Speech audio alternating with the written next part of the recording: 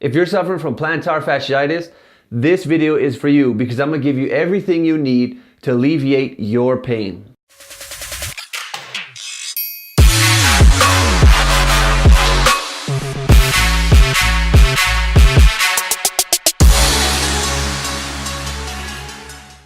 First thing we need to do to take care of our plantar fasciitis is we need to work on the muscles in the lower leg before we start working in the foot.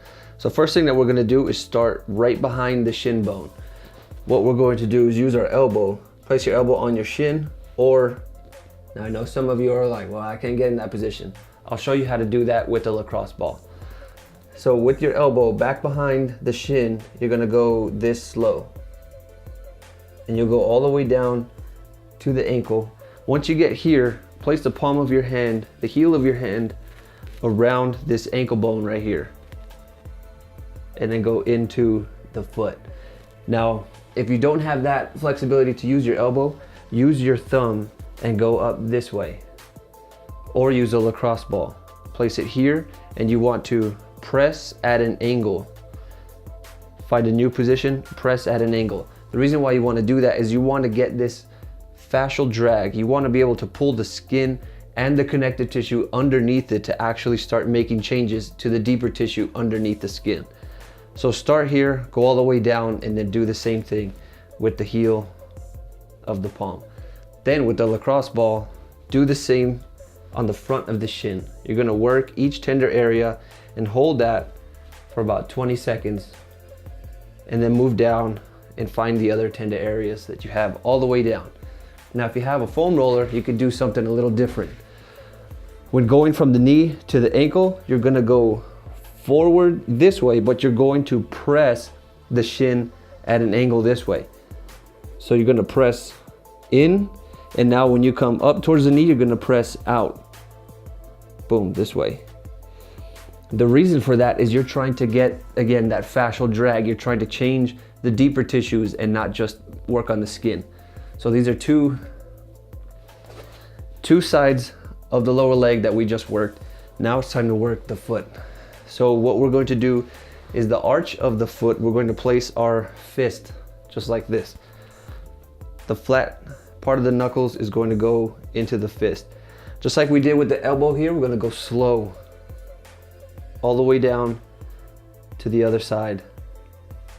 And you're going to start from the ball of the foot down to the heel and continuously go back and forth all the way down. Then what you're going to do after that, you're going to stretch the front part of the lower leg. The reason why is if you watch my pants as I go into the stretch, here you see that my pants come back and up. You've got to create separation in this connective tissue. That way when you come into a stretch, you can actually get into this position. So now we're going to stretch the foot here for 5 seconds, 3, 4, 5. Relax, come back out.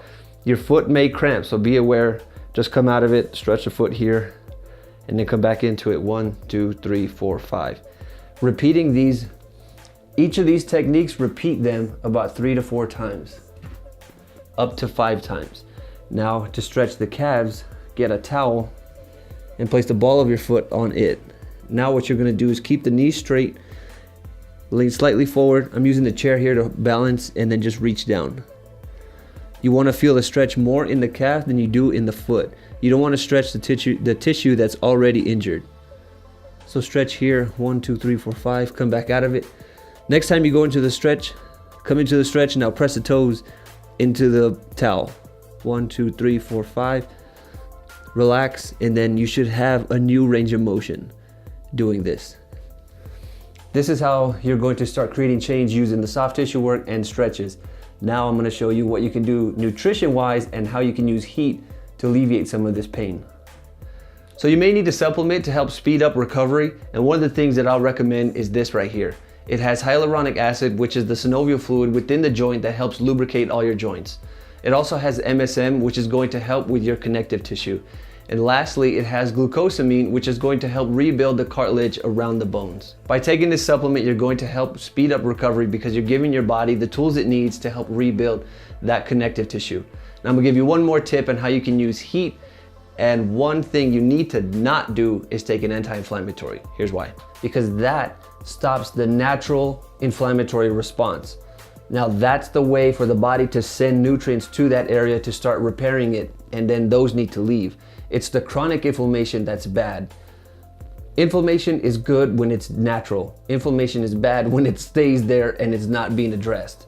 So one of the ways to get that chronic inflammation out is to use heat.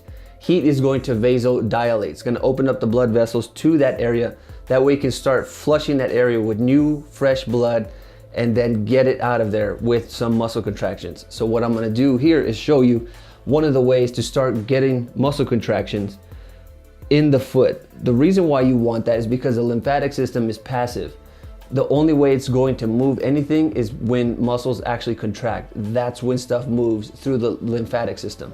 So what you're going to do here is, like you're trying to scrape up the carpet underneath your foot, you're going to flatten it out and then squeeze like this.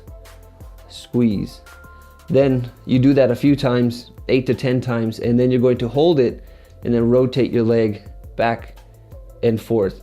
Again, your foot might cramp as you do some of these things, but that's a start to try and keep that arch in that foot. There's a lot more issues that are going on in the hip that could also be disturbing your foot.